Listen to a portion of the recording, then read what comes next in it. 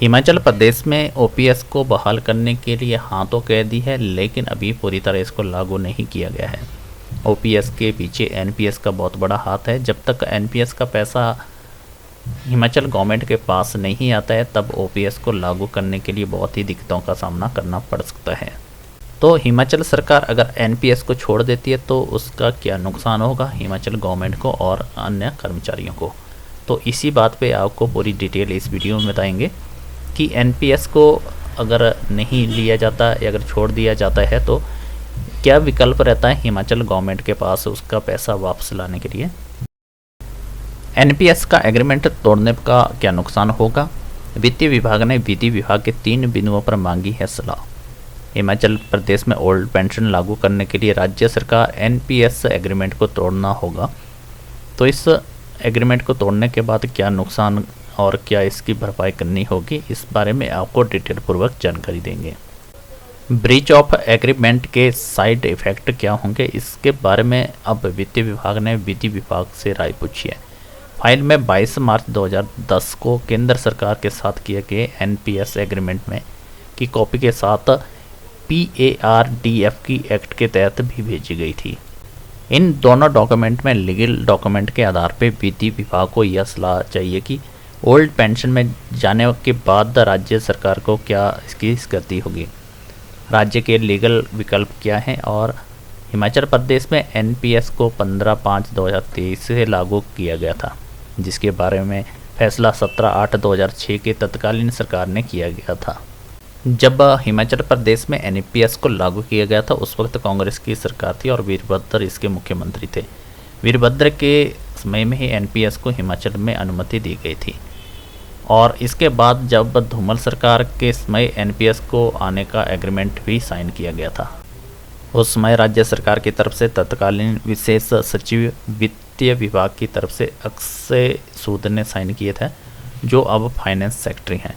भारत सरकार की तरफ से एनपीएस के CEO NR रायडू ने हस्ताक्षर किए थे। दोनों ही अन्य गवाह जो भारतीय सरकार के ही हैं। इस एग्रीमेंट में कोई एग्जिट क्लॉज नहीं है।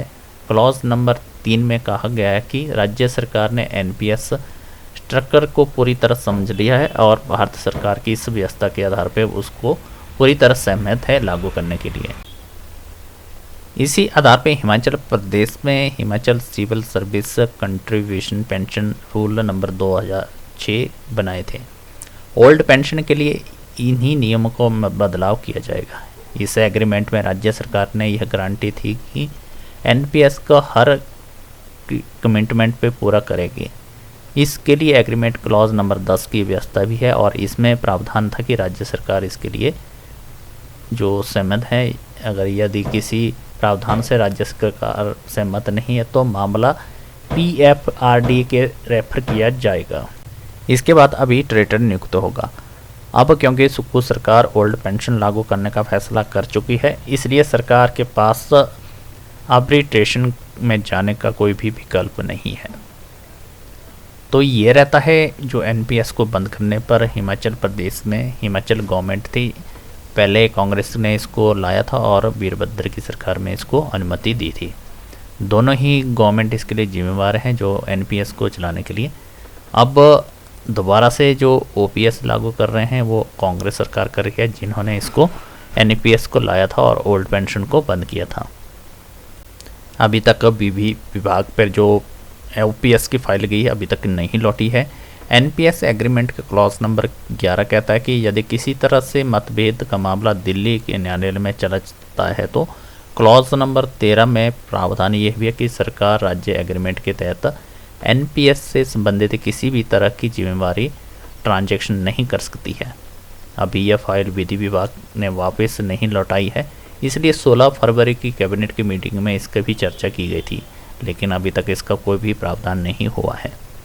तो इस पर केंद्र सरकार का क्या जवाब रहता है। हिमाचल प्रदेश में वित्त विभाग ने ओल्ड पेंशन को लागू करने के लिए इसका निर्णय ले लिया है। पहले भारत सरकार राज्य सरकार के 14% कंट्रीब्यूशन लौटाने के लिए पत्र भी लिखा था। इसके जवाब में PFRD के तहत कहा गया था कि ऐसा कोई भी प्रावधान या एग्रीमेंट नहीं है, इसके लिए पैसा वापस दिया जाए। यह पैसा कर्मचारियों का है और रिटायरमेंट पे ही उनको मिलेगा। इसके जवाब में PFRD के तहत कहा गया था कि ऐसा कोई भी प्रावधान या एग्रीमेंट नहीं है, इसके लिए पैसा वापस दिया जाए। यह पैसा कर्मचारियों का है और रिटायरमेंट पे ही उनको मिलेगा। इसके बाद वित्त विभाग ने केंद्रीय वित्त मंत्रालय को पत्र भी भेजा था, उसका जवाब अभी तक नहीं आया है। 13 जनवरी को पहली कैबिनेट में OPS को लागू करने की घोषणा की थी। उसके बाद PFRD के को भी पत्र भेजा था, अभी तक वहाँ से भी कोई भी प्रतिक्रिया नहीं आई है। तो अभी तक OPS को लागू करने के लिए नई अभी दिक्कतें आ रही है। जब तक डिमांड करी है हिमाचल प्रदेश सरकार की जो NPS का है पैसा उसको वापस लाएगी, तो इसमें साफ दिया गया कि जो NPS का पैसा सरकार नहीं ले सकती, बल्कि जो कैंडिडेट है वो खुद इसको अपना जो NPS का जो शेयर है उसको निकाल सकता है, उसको वापस भी ले सकता है। तो हिमाचल प्रदेश सरकार के पास यही एक विकल्प रहता है कि NPS कर्मचारियों को अपना पैसा जो सेंटर में जमा है उनको निकाल लें और फिर राज्य सरकार के पास उसको जमा करवाएं ताकि उनको OPS मिल सके।